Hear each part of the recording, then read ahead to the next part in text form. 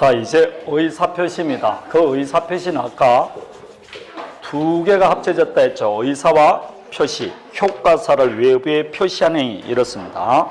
근데 여기서 이제 의사표시인데, 의사와 표시가 일치하면 좋은데 일치 안 하는 경우가 있습니다.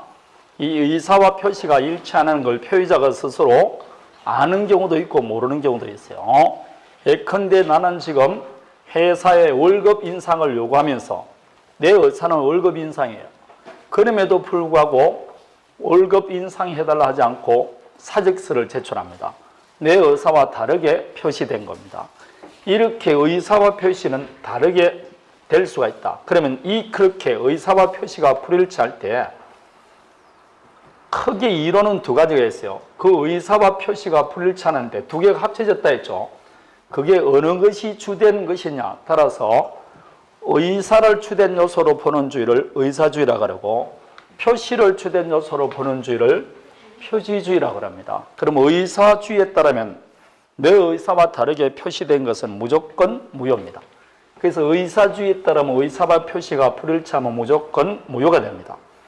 그러나 표시주의에 따르면 의사와 표시가 불일치하더라도 무조건 표시된 대로 효력을 인정해 주니까 언제나 유효 이렇게 됩니다. 이렇게 이론적으로는 두 개 나눠볼 수 있는데 우리 민법은 의사와 표시 불일치할 때 의사주의도 아니고 표시주의도 아닌 절충주의를 따르고 있습니다. 그래서 어떤 경우는 유효가 되는 경우도 있고 어떤 것은 무효가 되는 경우도 있으니까 우리는 절충주의에 따른다 이렇게 말합니다. 그러면 그 의사와 표시 불일치에 관해서 우리 민법은 크게 두 가지로 나눕니다. 그것이 의사와 표시가 불일치하는 걸 표의자 스스로 알고 하느냐 모르고 하느냐 이렇게 나눕니다. 그래서 알고 하는 경우도 있고 모르고 하는 건데 알고 하는 걸 허위표시라 그래요. 이 허위표시도 다시 상대방하고 짜고 하는 걸 통정 허위표시라고 그러고 짜지 않는 것을 단독 허위표시라고 하는데 요즘은 진의와 다르게 표시했다 해서 진의 아닌 의사표시라고 합니다. 의사와 표시가 불일치하는 걸 표의자가 스스로 모르고 하는 걸 착오로 인한 의사표시 이렇게 말합니다. 그래서 현재 우리 민법은 의사와 표시가 불일치에 관해서 크게 이렇게 세 가지로 나누고 있습니다.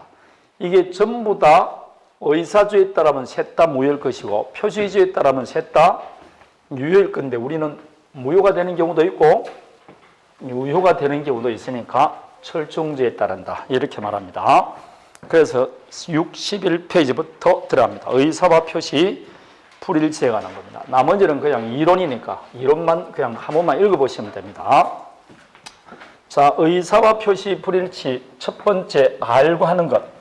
알고 하는 것 중에 첫 번째가 107조 진의 아닌 의사표시입니다. 그래서 107조를 보면 표의자가 진의 아님을 알고 하는 의사표시라도 그 효력이 있다 되어 있을 겁니다. 효력이 있다는 걸 두 마디로 줄이면 뭡니까? 유효죠 뭐. 효력이 있다는 걸 두 마디로 줄이면 유효입니다. 그래서 먼저 비진의 표시 107조를 봅니다. 107조는 흔히 말할 때 의사와 표시가 불일치하고 불일치하는 걸 표의자가 스스로 알고 하는 것을 말합니다. 이 예를 드는 것은 이거 하나밖에 없죠. 갑이 친구 을이 병원에 입원했는데 병원에서 암 선고를 받았다. 그래서 암 투쟁을 하는 친구 을을 위로하기 위해서 실제로는 정리할 의사가 없이 정리하겠다 의사를 표시한 겁니다. 그래서 흔히 등기를 넘겼다 이렇게 말합니다. 그럼 지금 외부에 표시되기 전 정리하겠다고 표시했지만 실제로는 정리할 의사가 있어 없어요? 없습니다. 근데 외부에는 정리하겠다고 표시를 했으니까 의사와 표시가 불일치하죠. 불일치하는 걸 갑 스스로 알고 있어 모르고 있어? 알고 있죠. 이게 비진의 표시입니다. 의사와 표시가 불일치하고 불일치하는 걸 표의자가 스스로 알고서 하는 것이죠. 그게 밑에 예를 들어서 있듯이 임대차 기간이 만료됐다. 근데 실제로 임대차를 계속할 의사가 있으면서 임대료 올릴 목적으로 나가세요 이렇게 말하는 겁니다.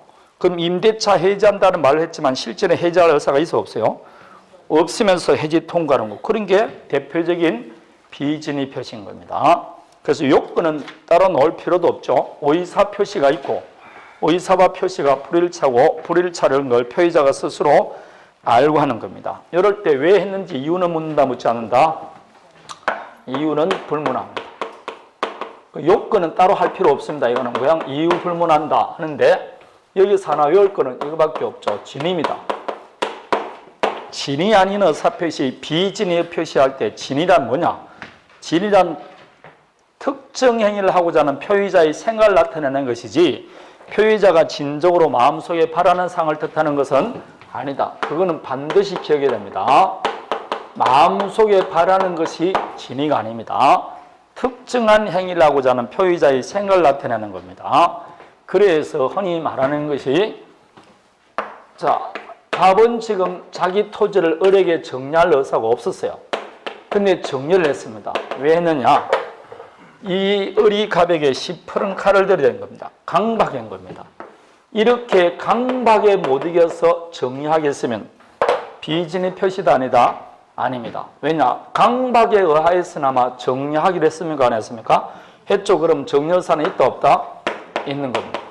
그래서 비진의 표시에 해당하지 않습니다. 1번 판례입니다. 비록 재산을 강제로 뺏긴다는 것이 표의자의 본심에 잠재되어 있었다 하여도 표의자가 강박에 의하여서나마 정리하기로 하고 정리 의사를 표시했으면 내심적 효과사가 결렬된 것이라 할 수 없다. 즉 의사가 없는 것이라 할 수 없습니다. 강박에 의하여서나마 정리하기로 했지 않습니까? 그럼 만약 강박에서 정리하기로 했을 때 이게 정리 의사가 없다고 해버리면 벌벌 떨 이유가 없죠. 강박에 의하여서나마 정리하기로 해서 도장 찍으면 내 집이 날아간다고 생각하니까 지금 벌벌 떠는 거 아닙니까? 그러니까 정리 의사는 있어 없어요? 있는 겁니다. 그래서 당시 상황에서 최선이라고 생각해서 의사를 표시하면 비진의 표시는 아닙니다. 내가 지금 아파트를 급히 팔아야 되겠다. 시가 3억 정도 지금 평상적으로 파는데 나는 지금 급매물로 매매하니까 2억 5천에 누가 살려고 합니다. 할 수 없이 2억 5천에 팔았습니다. 비진의 표시도 아니다? 아닙니다. 내가 진정으로 원하는 것은 3억 있지만 당시 상황에서는 할 수 없이 3억에 매매한다는 의사가 있었지 않습니까? 그는 비진의 표시가 아닙니다. 그거 꼭 기억하셔야 됩니다. 진이란 진정으로 마음속에 바라는 상을 뜻하는 것이 아니다. 특정한 행위를 하고자 하는 표의자의 생각을 나타내는 것이다. 이렇게 말합니다.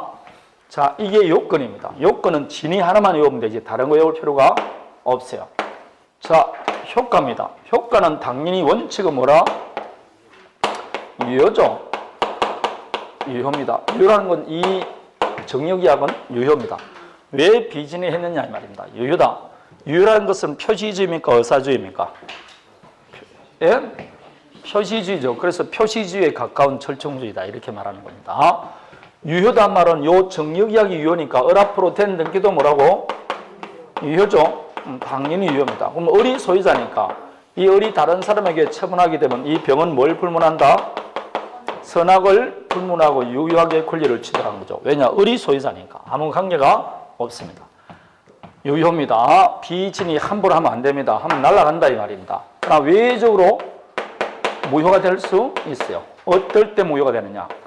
이 갑이 비진이한다는 걸 상대방이 알았거나 알 수 있을 때 항상 알았거나 알 수 있으면 진이들의 해석하십니다. 따라서 알았거나 알 수 있었을 때는 그때는 무효합니다. 뭐가 무효라는 겁니까? 이 정력이야기 무효다 이 말입니다. 무효니까 이행할 필요 있어 없어요? 없죠. 근데 을 앞으로 등기됐다는 걸 이행했다는 거 아닙니까? 그럼 이 정력이야기 무효니까 을 앞으로 된 등기도 뭐라는 겁니까? 무효죠. 정력이야기 보니까 을 앞으로 된 등기도 무효다. 무효니까 당연히 갑은 을에게 부당이득 반환 청구할 수 있어 없어요? 있죠. 그래서 부당이득 반환 청구하면 되는 겁니다. 부당이득 반환 청구하면 됩니다. 돌려달라 이러면 됩니다. 그럼 을은 돌려줘야 된다 안 돌려줘야 된다? 돌려주죠. 두 사람 사이의 정력이야기 무효니까 을 앞으로 된 등기도 무효입니다. 이렇게 원칙은 유효지만 상대방이 알았거나 알 수 있었을 때는 무효가 됩니다. 거꾸로 유효가 되기 위해서는 상대방은 비진한 걸 몰라야 되죠. 그렇지 않습니까? 상대방은 모르고 뭐가 없어야 된다? 과실이 없어야 돼요. 그래서 선이 무과실해야 됩니다. 선이고 무과실할 때는 유효고 알았거나 알 수 있었을 때는 무효가 되는 겁니다. 자, 원칙은 유효, 외적으로 무효입니다. 그런데 이 무효면 어른 등기를 말소하고 갑에게 줘야 되는데 요놈이 자기 앞으로 등기가 있는 것을 기화로 번개처럼 병에게 처분했습니다. 병은 이 을 앞으로 된 등기가 무효인 걸 몰랐어요.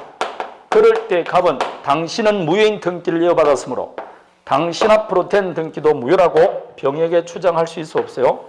없어요. 설사 무효가 되더라도 누구한테는 대항 못한다? 선의의 제3자에게는 대항하지 못한다. 따라서 병에게는 무효를 주장할 수 없습니다. 자, 선의의 제3자에게 대항 못한다는 건 좀 이따 다시 할 겁니다. 이렇게 당사자끼리는 무효지만 그거 무효를 저 성계인에게는 주장 못합니다. 이렇게 당사자끼리는 무효이지만 특정 성계인에게는 주장할 수 없는 그런 무효를 무슨 무효라고 그러냐? 상대적 무효다. 이렇게 말합니다. 그 성계인 모두에게 무효인 것을 절대적 무효, 특정인에게는 무효 주장 못하는 걸 상대적 무효라고 합니다. 우리나라 무효는 절대적 무효가 원칙입니다. 몇 가만 여러 개 상대적 무효가 됩니다. 자, 무효더라도 누구한테는 대항 못한다고? 선의의 제3자에게는 대항하지는 못합니다. 이게 비진의 의사표시입니다. 진의 아닌 의사표시는 원칙은 유효지만 외적으로 무효가 될 수 있다. 이렇게 말합니다. 이해되겠습니까? 선의의 제3자에 대해서는 다시 좀 볼 겁니다. 자, 그러면 하나 봐야 될 게 뒤에 63페이지를 보십시오. 효과는 방금 했습니다. 원칙은 뭐라고? 유효. 그 지금 읽어봅니다. 원칙은 유효다. 1번 표시된 대로 효과가 발생합니다. 따라서 2번 상대방이 유효하게 권리를 취득하므로 제3자나 전득자는 전학을 불문하고 보호받는다. 그러나 2번 외적으로 뭐가 된다? 무효. 어떨 때냐? 알았거나 알 수 있었을 때는 무효다. 2번 무효익 된 경우 이행할 필요 없고 이행했을 때는 부당이득으로 반환받아야 됩니다. 그럴 때 3번 비진의 표시 무효라도 누구한테는 대항 못한다? 선의의 제3자에게는 대항하지 못한다 라고 되어 있을 겁니다. 자, 하나 물어봅니다. 알았거나 알 수 있었으면 무효죠? 그럼 알았거나 알 수 있었다는 것은 누가 입증해야 됩니까? 그러지 말고 그런 말을 하는 게 아니고 항상 무효를 주장하는 자, 그렇게 말해야 된다니까. 무효를 주장하는 자 입장한다. 이렇게 말합니다. 항상 무효는 무효를 주장하는 자 입장합니다. 그래서 2번에 3번을 보십시오. 비진의 표시라는 사실과 상대방의 악의 또는 과실이 관한 입증 책임은 무효를 누가 주장하는 자에게 있다. 이렇게 나옵니다. 그래서 표의자에게 이렇게 나온다 시험이 안 나오고 항상 무효를 주장하는 자에게 있다. 이렇게 이야기합니다. 무효는 주장은 누가 합니까? 표의자가 하겠죠. 표의자가 도로 돌리달라고 소송을 제기할 게 아닙니까? 그러니까 표의자가 입장하는 거죠. 항상 무효는 무효를 주장하는 자 입장합니다. 자, 여기서 이제 적용에 관해서 보면 단독행위도 비진의 표시가 될 수 있게 없게 있습니다. 단독행위도 비진의 표시 적용됩니다. 다만 상대방 없는 단독행위는 상대방이 알았거나 알 수 있는 경우가 없으니까 언제나 뭐다? 유효일 뿐입니다. 상대방 없는 단독행위는 언제나 유효입니다. 다음에 공법상 행위는 적용되게 안 되게 절대로 안 됩니다. 우리 민총은 사법상 행위지 공법상 행위는 적용이 아니 된다 했습니다. 다음에 가족법상 행위 적용되게 안 되게 안 된다 했습니다. 우리는 재산법에 관한 총칙이라고 저번 주 이야기했습니다. 절대로 적용 안 됩니다. 앞으로 공법상 행위, 가족법상 행위 그럼 적용돼 안 돼? 안 됩니다. 적용 안 됩니다. 다음에 주식인수 청약 적용 안 됩니다. 왜 안 되느냐? 상법에 적용 안 된다고 나와 있어요. 그래서 적용이 없는 겁니다. 자, 그러면 지금부터 하는 것이 비진의 표시인지 한번 봅니다. 그 유명한 판례가 두 가지가 있습니다. 첫 번째, 가일이 사립대학 조교수입니다. 사립대학 조교수가 분쟁을 일으켰어요. 그래서 사퇴 수습 차원에서 사직서를 제출한 겁니다. 실제로는 사직할 의사가 있을 수 없었어요. 없은데 사퇴 수습 차원에서 사직서를 제출하면 이사에서 외의를 심의하고 반려를 하겠지 해서 사직서를 제출했어요. 이 사직서는 비진의 표시가 아니다. 대표적인 비진의 표시죠. 왜냐? 사직할 의사가 없으면서 형식적으로 뭘 제출했다? 사직서를 제출한 겁니다. 그래서 이게 대표적인 107조입니다. 그럼 이 사직제출은 유효다, 무효다? 예? 이 사직제출은 유효다, 무효다? 원칙은 유효라니까 왼쪽에 되어 있잖아. 그걸 적용을 해야 되지. 유효다, 무효다? 유효는 이 사직제출은 유효한 사직제출이라니까. 따라서 이 사에서 이를 수리하면 이 사직제출은 적법하게 수리된다 이 말입니다. 적법한 행위라니까. 그 사직제출은 적법한 행위니까 이 사에서 이를 수리하면 것입니다. 다만 이 사에서 이 사실을 알았거나 알 수 있었을 때는 무효겠죠. 그러지 않으면 유효가 된다 이 말입니다. 그게 1번 판례입니다. 무리를 일으킨 사립대학 조교수가 사직원이 수리되지 않을 것이라고 믿고 사퇴 수습하기 위하여 형식적으로 이사장에게 사직서를 제출했습니다. 대표적인 비진의 표시입니다. 이렇게 되면 학교법인은 학교법인이나 이사에서 그런 사실을 알았을 거나 알 수 있을 경우 아니면 의사표시에 따라 효력이 발생한다. 즉 사직서는 유효하게 수리되는 겁니다. 그래서 함부로 사직서 제출하면 안 돼요. 가볼병이 회사에 다니고 있습니다. 이 회사는 매년 사직서를 제출하게 만듭니다. 그래서 매년 사직서 제출을 대시하면 다시 재입사 형식으로 취하는 거예요. 왜 이렇게 할까요? 퇴직금 등을 안 주기 위해서 그러는 거죠. 그럼 이 매년 관례대로 사직서를 제출할 때는 실제로는 사직할 의사가 있어 없어요? 없죠. 그러면 사직 제출했으니까 대표적인 뭐라고? 비진의 표시. 이것도 비진의 표시예요. 그럼 이 사직 제출은 유효일까요, 무효일까요? 비진의 표시는 둘 다 비진의 표시 맞습니다. 둘 다 비진의 표시는 맞아요. 이거는 유효일까요, 무효일까요? 이거는 무효라고. 왜 그럴까요? 상대방 A 회사에서는 근로자들이 비진의로 사직서를 제출한다는 걸 알았거나 알 수 있었으니까 무효가 되는 겁니다. 따라서 둘 다 비진의 표시이지만 1번은 유효한 비진의 표시고 2번은 무효인 비진의 표시입니다. 따라서 이 사직원 제출은 비진의 표시에 해당되고 회사 또한 그와 같은 진이 아님을 알고 있었다고 봄이 상당하므로 퇴직의 효과는 발생하지 않는다는 겁니다. 위에 것은 퇴사됐죠? 밑에 거는 퇴직가 안 됩니다. 이렇게 비진의 표시는 다 같은 비진의 표시라도 효과가 달라지는 겁니다. 알았거나 알 수 있느냐에 따라서 달라지는 겁니다. 자, 공법행위는 적용이 되게 안 되게? 안 되겠죠. 자, 그러면 작년에 이 시험이 어떻게 출제되는지 오른쪽을 보는 겁니다. 1번을 봅니다. 진위란 항상 물어보겠죠. 비진에 그러면 진위를 물어볼 거 아닙니까? 특정한 내용의 의사를 표시하고자 하는 표의자의 생각을 말하는 것이지 표의자가 진정으로 마음속에 바라는 사항을 듣다는 것은 아니다. 맞습니까? 이렇게 물어보면 진위란 대충 읽어보고 뒤에 마음속에 바라는 사항은 아니다. 이렇게 하면 맞아요. 2번 상대방이 표의자의 진위 아님을 알았을 경우 표의자는 진위 아닌 의사표시를 취소할 수 있다. 이건 뭔 소리입니까? 갑자기 왜 취소가 나옵니까? 알았거나 알 수 있을 때는 취소가 아니고 뭐라고? 무효입니다. 그래서 답은 몇 번?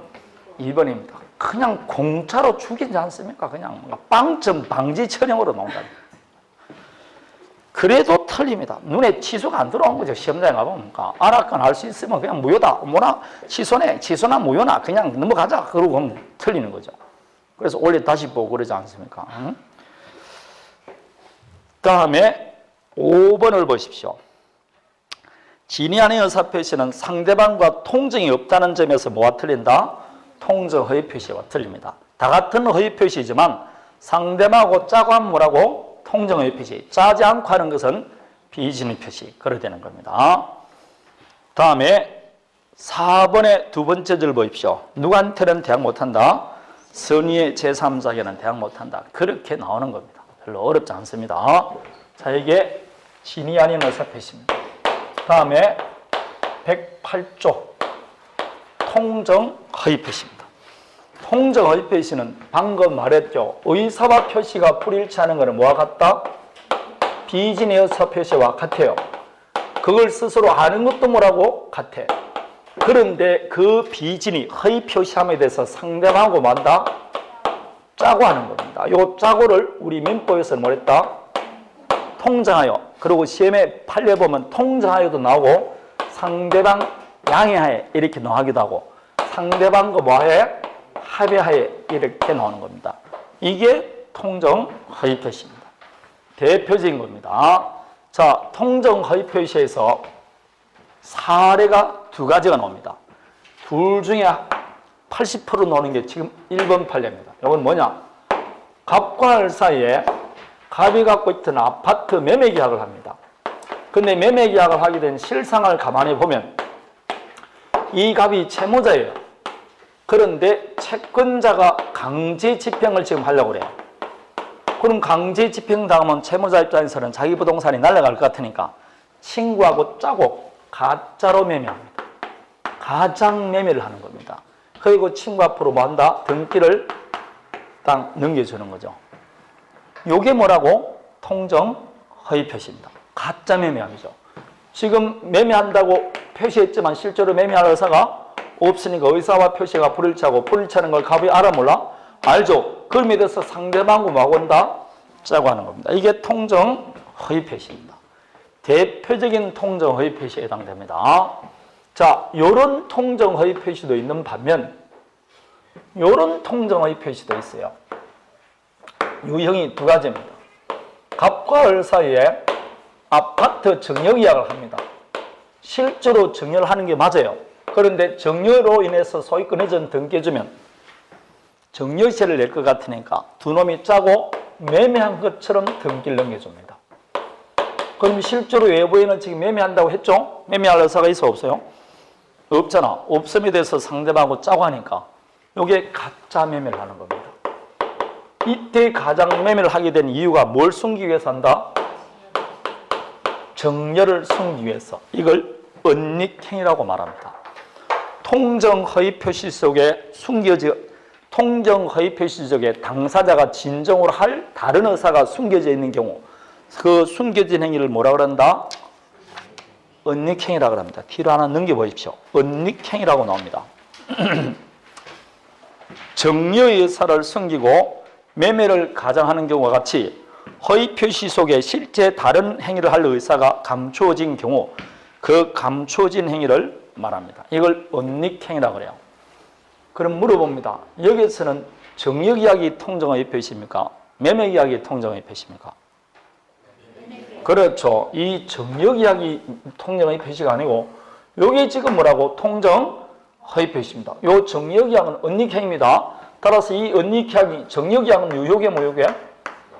이건 아무 관계가 없습니다. 통정허위 표시는 가장매매지 정려계약은 가장매매가 우리가 말하는 통정허위 표시가 아닙니다. 따라서 거기에 있듯이 가장매매가 무효라도 은닉행위는 요건을 갖추면 유효입니다. 은닉행위는 통정허위 표시가 아닙니다. 자, 그러면 여기서 우리가 보는 것은 요 가짜 매매가 유효냐 무효냐 지금 그걸 보는 거예요. 맞습니까? 통정 허위 표시니까. 그러면 통정 허위 표시는 유효일까요? 무효일까요? 가장 매매가 유효가 되면 되겠습니까? 안 되지. 가장 매매는 언제나 뭐라고? 무효입니다. 언제나 뭐라고? 무효입니다. 가장 매매는 유효가 되는 경우가 없습니다. 언제나 무효입니다. 무효라는 것은 뭐가 무효라는 겁니까? 요 매매 계약이 무효다 이 말입니다. 그러니까 을 앞으로 된 등기도 뭐게? 무효죠. 요 가장 매매가 뭐라고? 무효다 이 말입니다. 무효니까 이행할 필요가 있습니까? 없습니까? 없죠.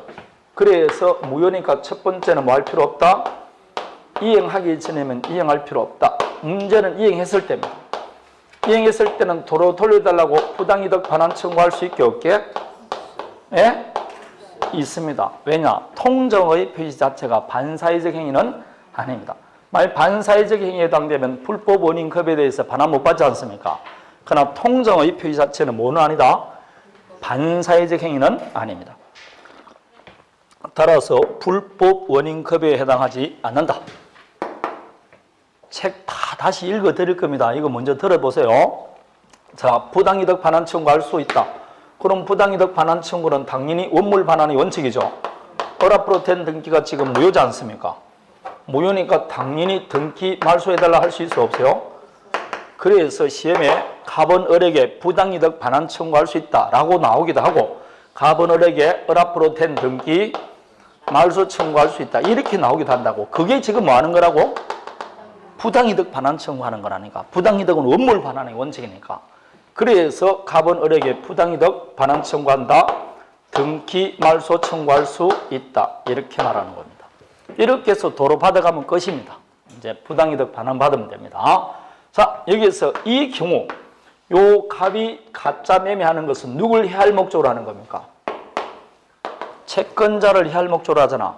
저번 시간에 들었죠? 채무자가 이렇게 채권자를 해할 목적으로 재산상의 행위를 하는 걸 사행위고, 사행위가 되면 그 행위를 뭐 할 수 있다? 취소할 수 있어요. 그래서 채권자 취소권 대상이 됩니다. 자, 우리 시험에 채권자 취소권이 딱 2번 나오는데 부동산 이중매매는 채권자 취소권 돼? 안 돼? 안 돼. 그러나 가장매매는 채권자 취소권 대상이 됩니다. 따라서 요 매매는 방금 무효를 했죠. 가장매매는 언제나 무효라 그랬잖아요. 무효이지만 이 A, B, C 채권자 입장에서는 무효 주장할 수도 있고 요걸 뭐 할 수 있다? 취소할 수도 있어요. 취소해서 원상 회복할 것을 법원에 청구할 수도 있습니다. 하나의 행위가 무효 사유도 되고 취소 사유가 될 때 둘 다 선택적으로 주장할 수 있는 걸 경합한다고 합니다. 그럼 경합합니다. 편한 대로 무효 주장해도 되고 뭐 해도 된다? 취소도 되고 그렇습니다. 그래서 채권자 취소권 대상이 된다. 꼭 기억하시면 됩니다. 채권자 취소권 대상이 된다. 다음에 다시 이제 굉장히 어렵게 넓게 봅니다. 가장매매하고 난 다음에 갑과리 야 이거 우리 이건 나쁜 짓이지 않냐? 없는 것으로 하자라고 처리할 수 있을까 없을까요? 있다 없다? 있습니다. 처리할 수 있습니다. 그러나 처리하더라도 선의의 제3자에게는 대항 못합니다. 처리하고 난 다음에 가만히 두고 있다가 을이 다른 사람에게 처리하면 이자 선의일 때는 역시 대항 못합니다. 그래서 처리할 수는 있지만 처리하더라도 그 외관을 제거하지 않으면 누구한테는 대항 못한다? 선의의 제3자에게 대항하지는 못합니다. 다음에 가장매매는 무효입니다. 무효가 된 다음에 갑과리 딱 만나서 우리 야 이거 진짜 나쁜 짓이 아니야. 진짜 매매하자. 할 수 있을까 없을까요? 가짜 매매가 아니고 뭐라고? 진짜 매매한다. 즉 이 가장매매는 무효이지만 이걸 무효행위 추인할 수 있을까 없을까요? 있습니다. 무효행위 추인 가능합니다. 이렇게 되면 그때부터 유효한 법률행위가 됩니다. 이거 나중에 우리가 배우는 130 아직 안 배웠는데 138조 구조 보면 아까 제가 138조는 무효행위 전환이라 했죠. 요거 139조가 무효행위 추인이 나와요. 그냥 모르는 사람 된다 그러면 됩니다. 따라서 가장매매는 무효지만 채권자 취소권 대상도 되고 당사자 간 일을 처리할 수도 있고 무효행위 추인할 수도 있습니다. 이게 가장매매입니다. 가장매매는 언제나 무효입니다. 여기서 이제 문제되는 거. 분명히 가장매매는 무효니까 도로 반환하면 된다 했죠. 근데 이 을이 자기 앞으로 등기가 있는 것을 기호하러 번개처럼 병에게 처분합니다. 근데 병이 선의입니다. 그럴 때 이 갑은 당신은 무효인 등기를 넘겨받았으므로 당신 앞으로 된 등기도 무효라고 주장할 수 있게 없게 없습니다. 이 무효는 누구한테는 대항 못한다? 선의의 제3자에게는 대항하지 못합니다. 이 말은 등기부를 살펴보면 갑이 을 앞으로 되어 있고 가장매매였어요. 가짜매매는 무효니까 말소 청구하면 되겠죠. 그런데 을이 병 옆으로 번개처럼 넘겨버렸어요. 그런데 병이 지금 만일 선이다. 그럴 때는 이제 갑은 병 앞으로 된 등기 말소 청구할 수 있어 없어요? 없습니다. 병이 선이면 그냥 병 소유권 취득합니다. 이제는 대항할 수 없습니다. 갑은 요 무효를 누구한테는 대항 못한다고? 병에게는 대항 못합니다. 첫 번째, 이때 제3자는 다 보호받느냐? 아니에요. 누구만 보호받는다? 선의만 보호받습니다. 자, 여기서 두 가지가 나옵니다. 첫 번째, 선의기만 하면 될까요? 무과실토해야 될까요? 이 문제입니다. 선의해야 될까요? 무과실까지 해야 될까요? 그러니까 철저하게 이거는 하라고 그랬는데 107, 108, 109조에서 선의의 제3자가 시험에 안 나온 적은 단 한 번도 없어요. 한 번도 없는 건 100% 나오는 거는 외워야 된다, 안 외워야 된다? 100% 나오는 걸 공부를 안 하고 어느 걸 공부합니까, 여러분? 진도 나오면 뭐 안 해? 그런 거나 공부 안 하니까. 응? 100% 나온다니까. 선의게만 하면 되지 무과실은 요건이 아니라고. 무과실은 필요가 없다. 뭐이게만 하면 된다고? 선의게만 하면 됩니다. 무과실은 요건이 아닙니다. 자, 그러면 제3자 선의는 추정될까요? 추정되지 않을까요? 예? 추정됩니다. 여러 수십 번 시험에 나왔습니다. 추정됩니다. 제3자 선의는 추정된다. 따라서 제3자가 악이라는 걸 누가 입증해야 된다? 악이라고 주장하는 자, 즉 악이면 무효죠. 무효를 주장하는 자가 입증하는 겁니다. 제3자 선의는 추정됩니다. 자, 두 번째, 대항하지 못한다고 되어 있습니다. 대항하지 못한다는 것은 예컨대 요 을이 병에게 처분했다. 요걸 다시 씁니다. 병이 만일 선입니다. 그럴 때는 갑은 요 병에게 가서 당신은 무효인 등기를 넘겨받았으므로 당신 앞으로 된 등기는 무효라고 주장을 못합니다. 그러나 제3자 쪽에서는 가장매매 무효를 주장할 수 있게 없게 있습니다. 이걸 대항하지 못한다 그럽니다. 따라서 제3자 쪽에서는 무효를 주장할 수 있게 없게 있다 없다? 있습니다. 그래서 갑은 병에게 주장을 못하지만 병 쪽에서는 주장할 수가 있습니다. 이걸 대항하지 못한다 이렇게 말합니다. 앞으로 대항하지 못한다는 말이 여러 번 나오는데 우리 민법을 비롯해서 모든 법률에서 대항하지 못한다는 말이 나오면 당사자는 주장 못하지만 상대방 주장을 막을 수는 없는 걸 대항하지 못한다 이렇게 말합니다. 다 똑같은 말입니다. 대항하지 못합니다. 자, 여기서 이제 이 제3자가 선일 때만 보호한다 그랬습니다. 그런데 이 병이 악입니다. 선입니다. 선이 뒤에 있는 전덕자 병이 있습니다. 이 전덕자가 지금 악이에요. 자, 그럼 이 전덕자는 보호받을 수 있게 없게? 예? 있습니다. 왜냐? 전덕자는 누구의 권리를 승계받는다? 병의 권리를 승계받죠. 따라서 이 전덕자는 뭘 불문하고?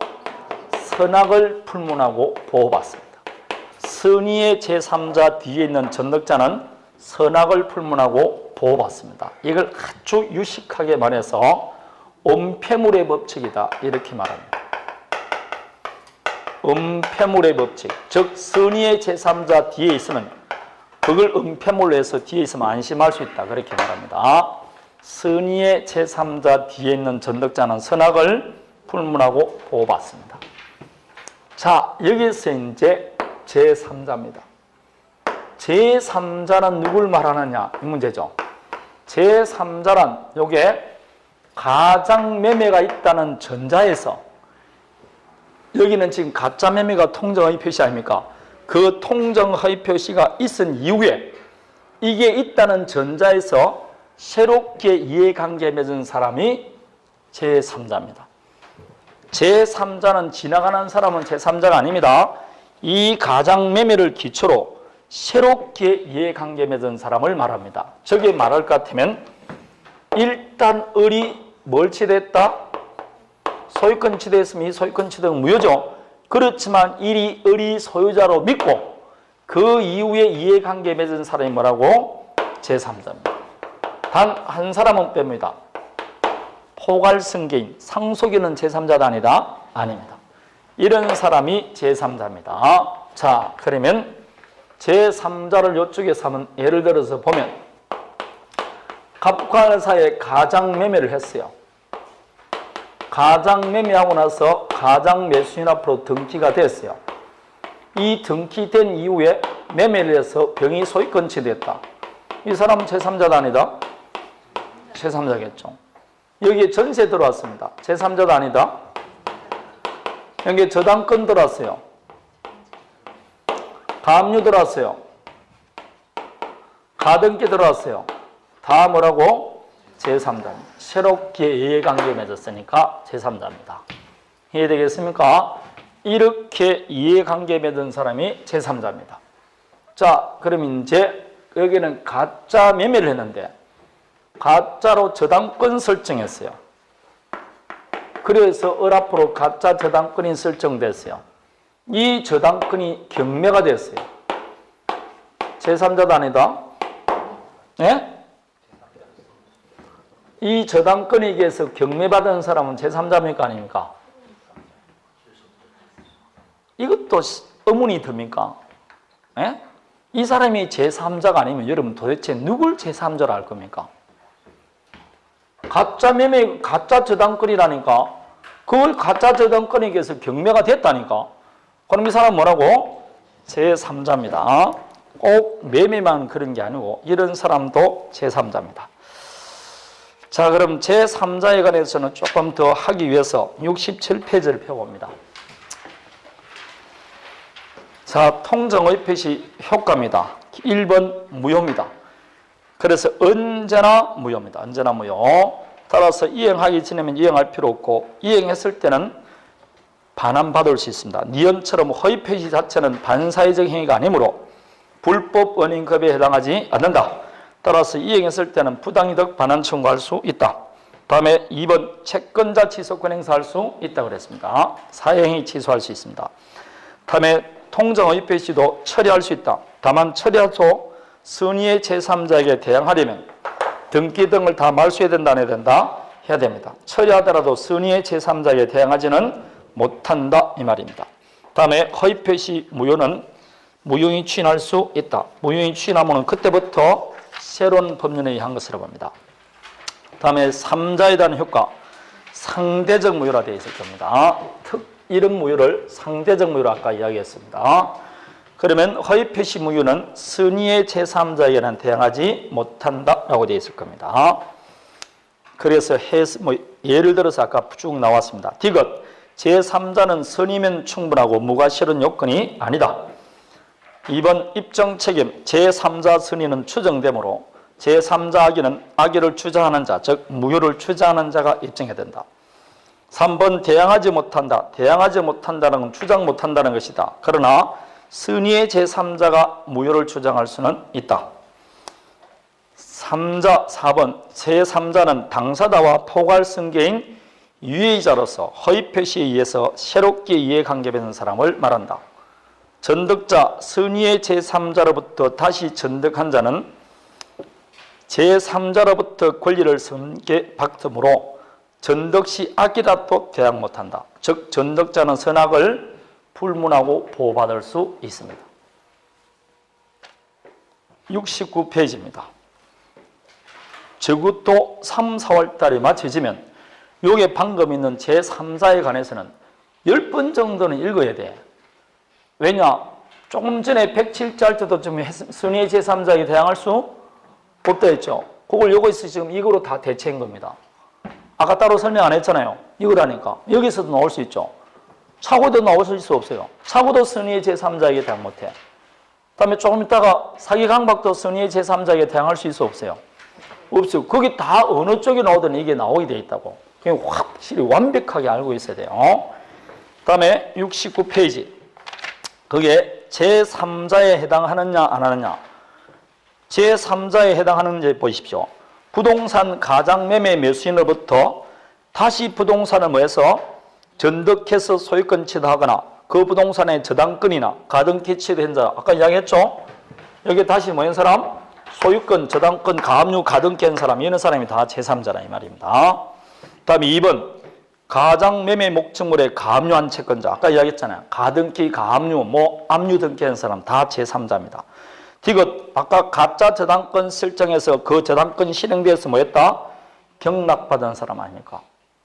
지금 기억, 니은, 디귿 다 해서 안 했어요? 했습니다. 이런 사람이 제3자다 이 말입니다. 그럼 제3자가 아닌 사람은 뭐냐? 니은 보니까 상속인 나옵니까? 안 나옵니까? 나오죠. 상속인은 제3자다 아니다? 당연히 아니죠. 다음에 디귿 제3자를 위한 이야기에서 수익자는 보호받는 제3자도 아니다? 아니라고 여러 수십 번 말했습니다. 수익자는 보호받는 제3자가 아니에요. 따라서 일단 니은과 디귿은 암기해야 됩니다. 상속인, 다음에 수익자는 제3자가 아니다라고 말했습니다. 다음에 기억 채권 가장 양도에서 채무자인데 봐요. 채권이니까 어렵죠. 갑이 지금 채무자예요. 그럼 을이 채권자입니다. 채권자가 지금 3억 받을 채권이 있어요. 그런데 이 채권도 다른 사람에게 양도할 수 있습니까? 없습니까? 양도합니다. 근데 가짜로 양도했어요. 채권을 가장 양도했습니다. 이렇게 채권 가장 양도할 때 채무자는 제3자도 아니다. 예? 아니라고 지금 했잖아. 채권 가장 양도할 때 채무자는 제3자가 아니라니까. 왜 아닐까요? 왜 아닐까요? 전혀 생각 없습니까?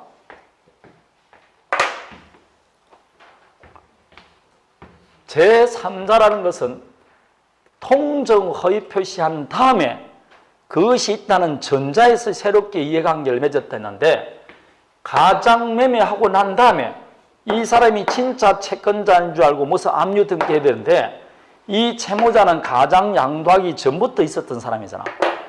예? 가장 양도하기 전부터 누구는 있었다고? 채무자 있었잖아. 그럼 이 가장 양도하고 채무자는 관계 있어 없어요? 없으니까 제3자가 아니죠. 채권 가장 양도하기 전부터 있었던 사람은 제3자가 아니다 이 말입니다.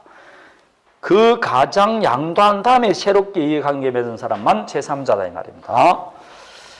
다음에 똑같은 말입니다. 리을을 보면 저당권을 가장 포기한 경우 기존의 후순위 저당권자는 우리가 말하는 제3자가 아닙니다. 아닌 이유가 왜 그럴까요? 예? 여기 아닌 이유가 무슨 글씨 때문이 아닙니까? 포기하고 앞쪽 이해관계를 맺은 자가 제3자. 맞습니다. 기존 때문이 아니에요. 기존이란 말은 가장 하기 전에 포기하기 전부터 있었던 사람 아닙니까? 그런 사람은 제3자가 아니라니까. 그게 뭐 어렵습니까? 가장 포기하고 난 다음에 새롭게 나타난 사람만 제3자라니까. 가장 포기하기 전부터 있었던 사람이 무슨 제3자냐 이 말입니다. 아니지. 아무 관계가 없는 것이지.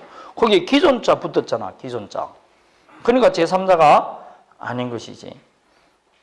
있을 수가 없는 거죠. 제3자가 아닙니다.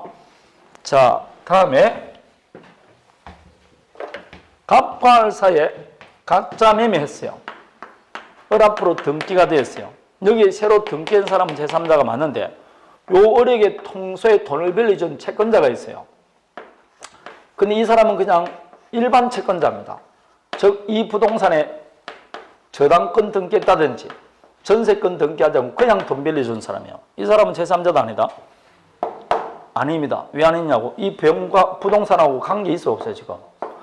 무슨 새롭게 이해관계를 안 맺었잖아요. 일반 채권자는 제3자가 아닙니다. 그게 미음, 가장 양수인의 일반 채권자입니다. 이런 사람은 제3자가 아닙니다. 다음에 물어봅니다. 여기는 안 나와 있는데 대리인과 상대방이 가짜 매매를 했습니다. 그럴 때 본인은 제3자도 아니다? 예? 본인은 제3자입니까 아닙니까? 대리인이 상대방과 가짜 매매했을 때 본인은 제3자도 아니다?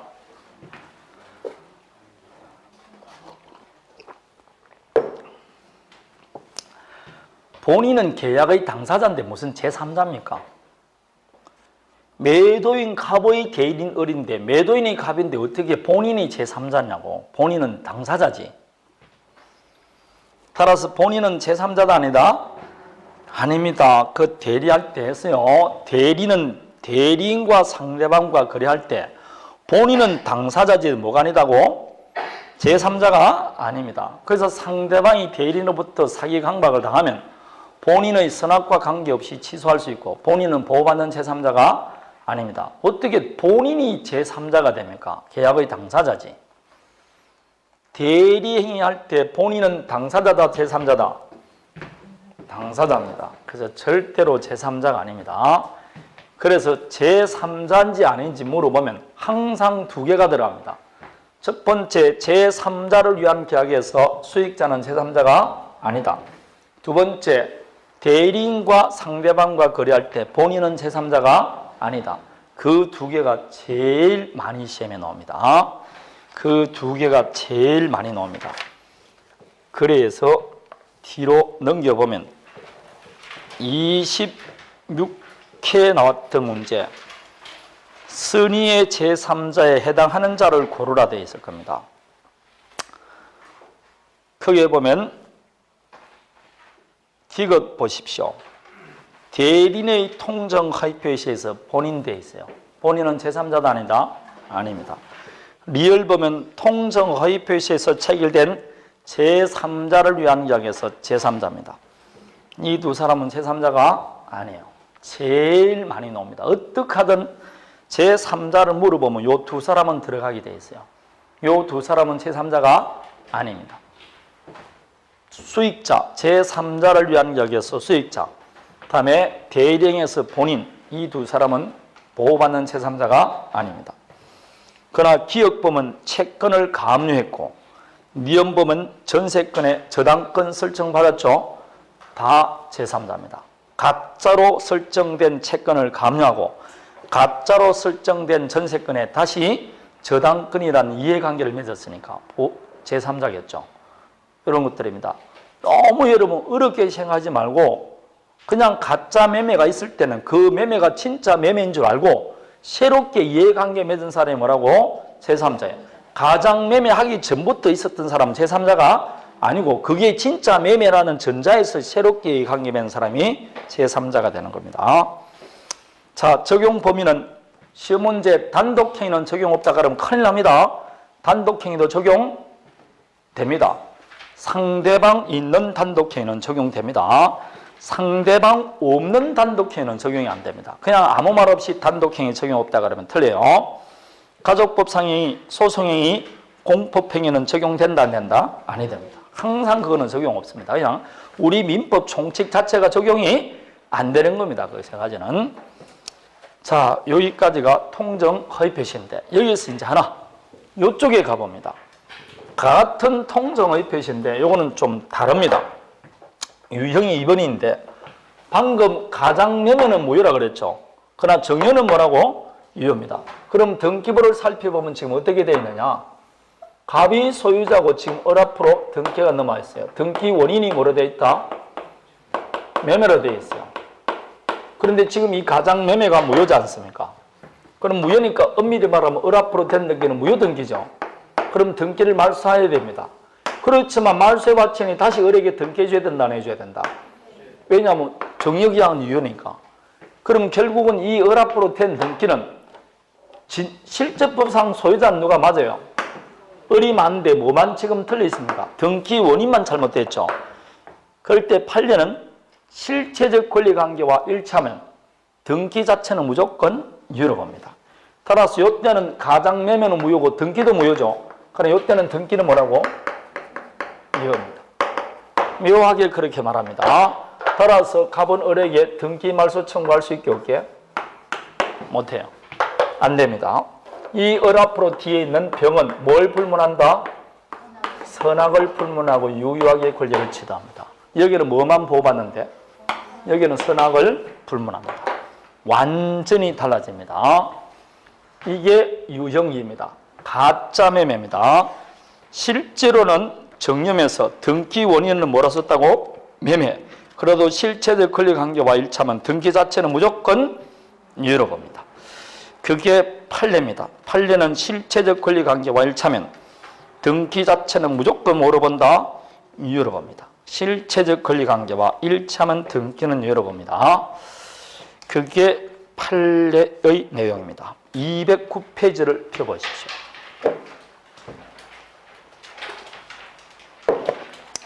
(209페이지) 보면 제일 밑에 5번 나와 있습니까? 자, 등기는 현실의 권리관계에 부합하는 한 권리 취득인의 경위나 방법 등은 사실과 다르더라도 등기는 아무런 효력에 영향이 없다. 따라서 정리를 하였으나 등기는 뭘 했다고? 등기 원인은 매매를 했습니다. 그래도 그 등기 자체는 뭐라고? 유효입니다. 실체적 권리관계와 일치하면 등기원이냐 절차가 잘못되더라도 등기는 무조건 유효로 보는 것이 판례입니다. 그게 판례의 개념입니다. 제 말씀이 아니고 뭐라고? 판례의 개념입니다.